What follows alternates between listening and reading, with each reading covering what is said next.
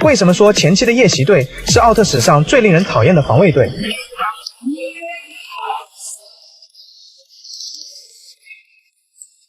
万万没想到，奥特曼有一天会遭到人类的背刺。但你不会想到，正因为奈克瑟斯是人类的朋友，才会使预知者下达攻击的命令。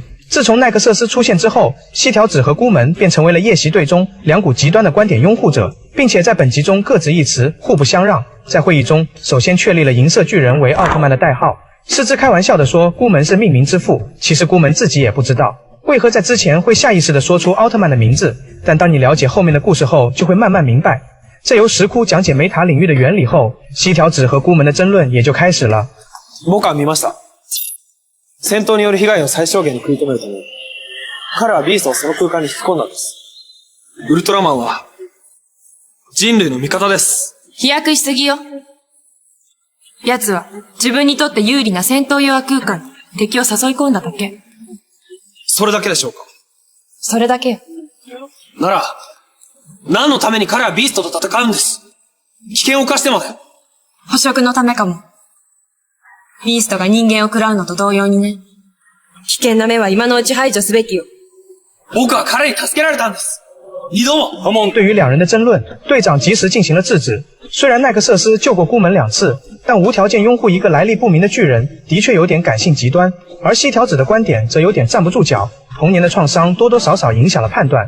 而在另一边，噬能者基石准的故事也终于浮出了水面。他本是一位报社的记者，但如今已经辞去了这份工作。此时，一位前同事根来先生找到了准哥，也许是作为一名资深记者的敏锐嗅觉，他认为有股强大的力量正隐瞒着世界的真相，并询问着准哥到底在追查着什么事情。但准哥一口拒绝了根来，一方面是为了保护根来，另一方面有些事情需要准哥自己去追寻。在看到天真玩耍的小女孩时，让准哥回忆起了和相片中一位女孩的点点滴滴，脸上的表情不难看出，有着一段难以割舍的故事。随着进化信赖者的光芒跳动，预示着异生兽已经出现，准哥便顺势拦下了一辆出租车疾驰而去，而紧紧跟随的根来也拦下一辆的士。他明白准哥身上有着他不了解的真相，然而在跟随了一路后，却被前方的警察拦住了去路。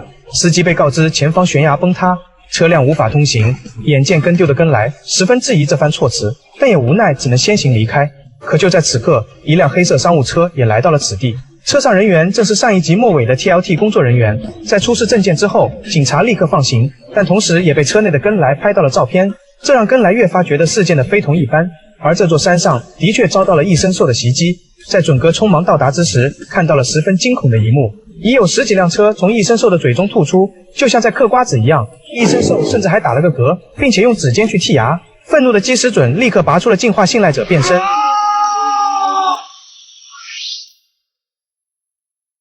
这只异生兽是昆虫型异生兽拜格巴尊，显然是异生兽因子融合了昆虫之后变异的产物。奈克瑟斯利用灵巧的攻击频频打中对方，并用一个侧举将异生兽重重的摔落地面。但没想到异生兽尾部还有着尾夹，这直接打了奈克瑟斯一个措手不及。但很快奈克瑟斯用一个凌空旋转飞踢做出应对，随后使出马赫移动，瞬移到异生兽身后，并用一个过肩摔再次压制住了异生兽。此刻的 TLT 作战室内，预知者通过数据分析也看出了端倪。这只异生兽相比较此前佩德龙的6000战力，已然攀升到了8000，足以可见异生兽强大的进化能力。但这也体现出奈克瑟斯同样在进化。在夜袭队抵达作战区域后，预知者立刻下达了指令，由队长和石窟师之驾驶的2架战机同时攻击异生兽，而西条子和孤门驾驶的战机则攻击奥特曼。孤门听到命令后震惊不已，但西条子绝对心中大喜。只见2架战机的炮火齐齐轰向了异生兽，奈克瑟斯还以为来了救兵，但没想到下一秒战机炮火的目标却是自己。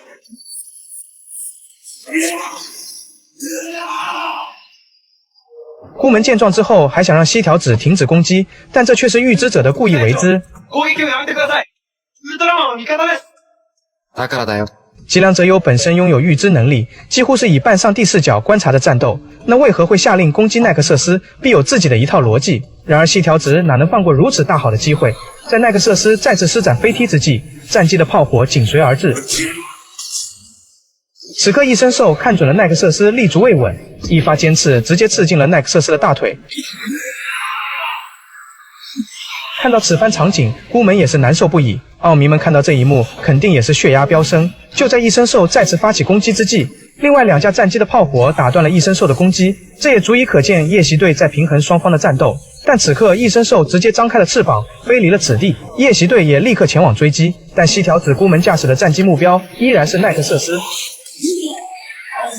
但即使如此，奈克瑟斯的目标仍然是异生兽。只见奈克瑟斯立刻使出十字风暴，稳稳命中了异生兽，而奈克瑟斯也因体力不支消失在了原地。但通过预知者的监测下，奥特曼的震动波依然在附近。随后西条子和孤门降落战机，开始寻找奥特曼的行踪，而队长等人则继续寻找异生兽。在一番查找之下，两人终于发现了拖着伤腿的基石准，也终于确信了他就是奥特曼。而就在准哥转身之际，要不是孤门的阻止，估计这一发子弹结结实实地打在了准哥身上。在孤门阻止西条子之际，准哥利用能源爆破枪打向了空中。西条子见状，立刻朝着准哥射击。本集也在此刻迎来了结束。本集的标题正是噬能者基石准的故事慢慢浮出了水面。在下一集中，你将会了解他心中的真正痛楚，以及如何获得奈克瑟斯的力量。同时，本集肯定也是奥迷们看得差点脑淤血的一集。预知者的决策是站在大局的考虑，越到后面你就会发现，为何是让西条子和孤门去攻击奈克瑟斯。那我们下集再见。